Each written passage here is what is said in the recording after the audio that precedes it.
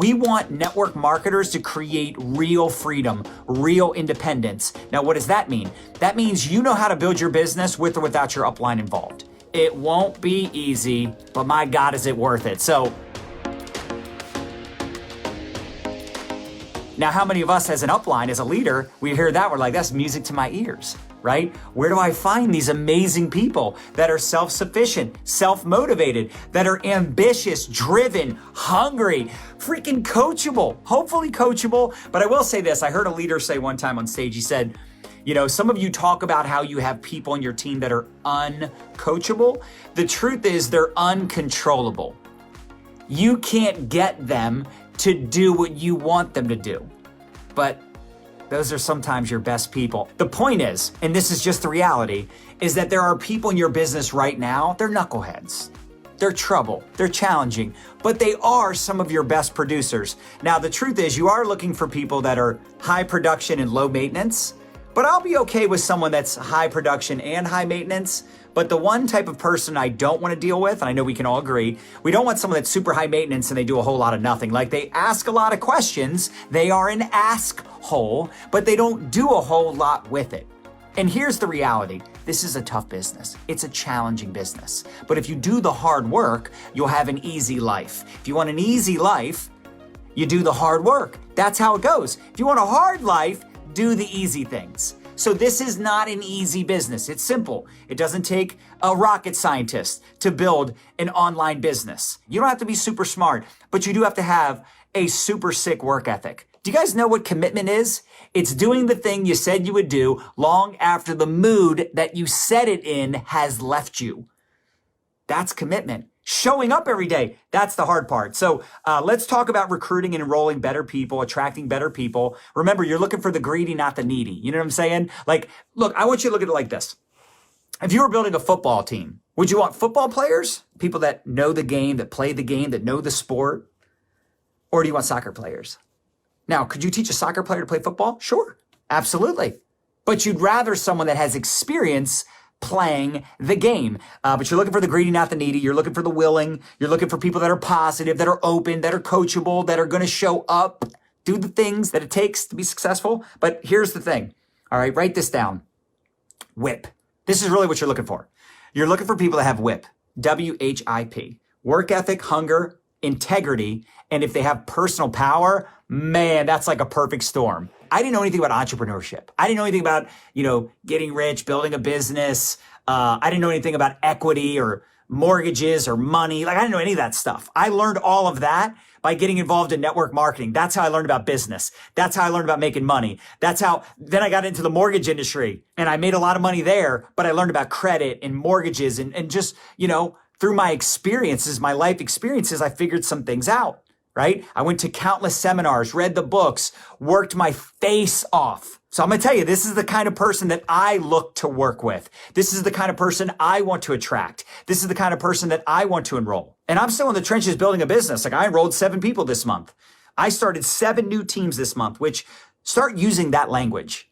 Start using that language. You're not just like recruiting people. You're partnering with people. You're starting new teams. Look, influential people know other influential people. And when influential people say they're going to do something, they're probably going to get other people to buy from them and join from them because of who they are.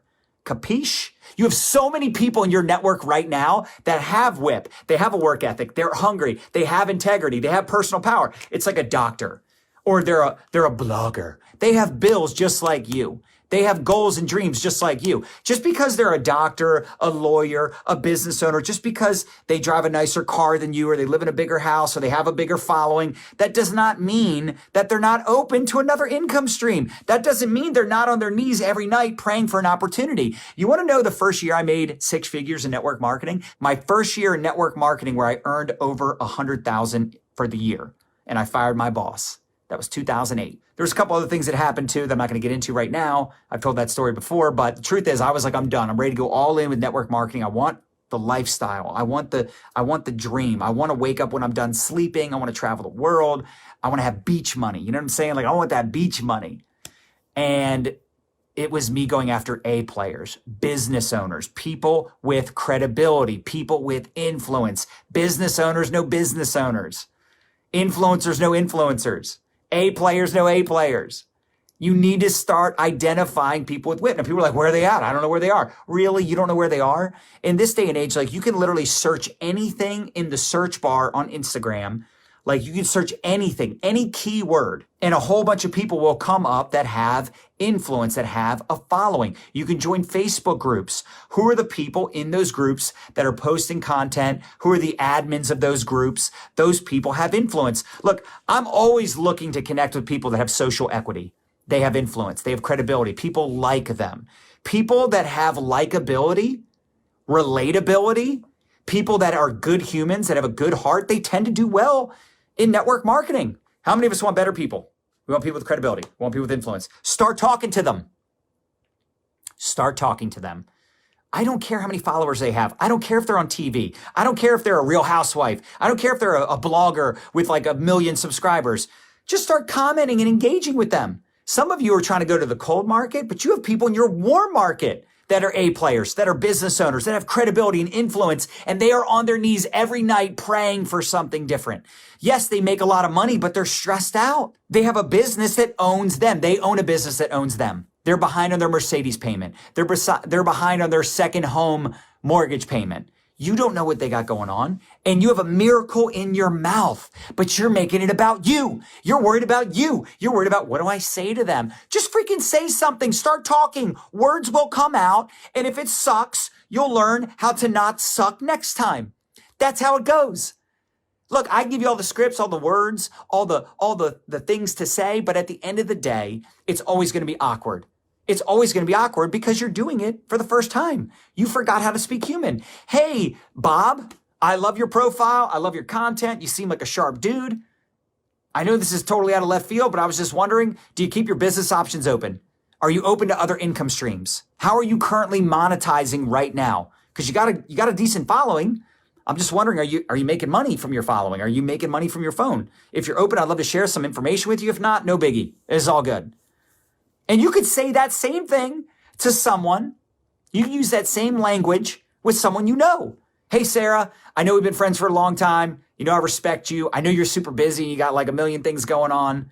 But Sarah, I've been meaning to reach out to you about this program I'm a part of. Like, I love it. I'm in love with the product. I'm in love with this company. I'm working with incredible people that are helping me build a business where I can fire my boss. I can pay off my student loans. I can pay off my debt, right? I'm telling Sarah why I'm doing it. People relate to people. And you know what? There's some other people like you in this company that are killing it, that are doing really well. And I immediately thought of you. And look, if you have to, get on a phone call. If you have to, send them some samples. Like, you got to do what you got to do, because here's the thing. One A player can change your business. I just told you my story. You're not paying attention if you didn't hear this. It took me 7 years to create a full-time income, 7 years to fire my boss. And the year I did it, the year I started earning 6 figures in network marketing for the first time, I started going after better people, A players, business owners. And you know what's interesting? If you put 100 business owners on this side of the room and 100 employees on this side of the room, I will sign up more of the business owners than I will the employees. They are more open-minded opportunity. They go, it's only $400, or how much would it cost to start a restaurant? There's going to be a ton of overhead. There's going to be a ton of upfront costs. But here, you can make just as much money as you could owning a restaurant or owning hundreds of restaurants. The money I make, and see, I don't want to make income claims, but I'm just saying, like, listen, first of all, I've earned this. I deserve this. It took me years and years and years and years and years and years of sacrifice and sweat equity to get to this point. But at the end of the day, to make this kind of money in traditional business, my overhead would be 10x, 20x, 50x. Make sense? So there are business owners out there that, yes, they do well. They have a thriving business. Good for them, but the business owns them.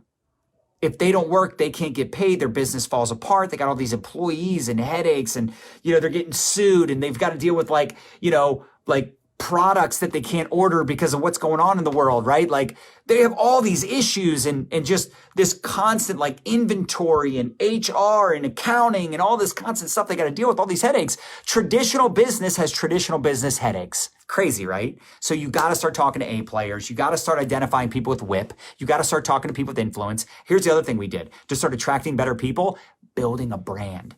creating shareable content. I repeat, creating shareable content. I know you like creating curiosity around your products. I know you like creating curiosity around your business. But if there isn't a story attached to it, or it's not like inspiring, empowering, entertaining, or educational, they're not going to share it. People are not going to share personal posts. Now, I like sharing things about my family and my kids.